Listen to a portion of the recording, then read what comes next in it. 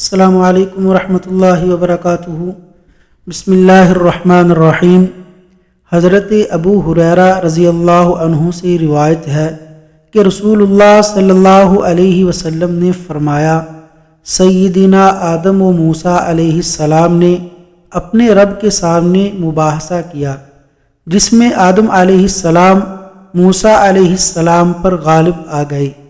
موسیٰ علیہ السلام نے فرمایا کہ آپ آدم ہیں، اللہ عز و جل نے آپ کو اپنے دست مبارک سے تخلیق فرمایا اور آپ کے اندر روح پھونکی، فرشتوں سے آپ کو سجدہ کروایا اور جنت میں آپ کو رہائش عطا کی۔ ان سب انعامات کے باوجود آپ نے لوگوں کو اپنی خطا کے سبب زمین پر اتار دیا۔ جواب میں حضرت آدم علیہ السلام نے فرمایا، آپ وہی موسیٰ علیہ السلام ہیں جنہیں اللہ تعالیٰ نے اپنی رسالت اور اپنی ذات سے ہم کلامی کا شرف بخشا۔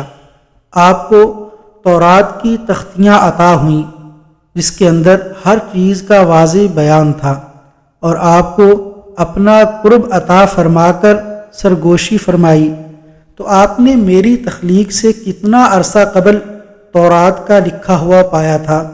موسیٰ علیہ السلام نے جواب دیا کہ 40 برس قبل۔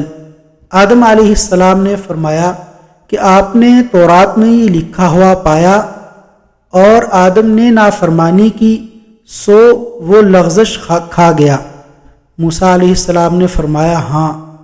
آدم علیہ السلام نے فرمایا کہ پھر کیا آپ مجھے ایک ایسے عمل پر ملامت کر رہے ہیں جس کے بارے میں اللہ تعالیٰ نے میری تخلیق کے 40 برس قبل ہی لکھ دیا تھا کہ میں ایسا کروں گا؟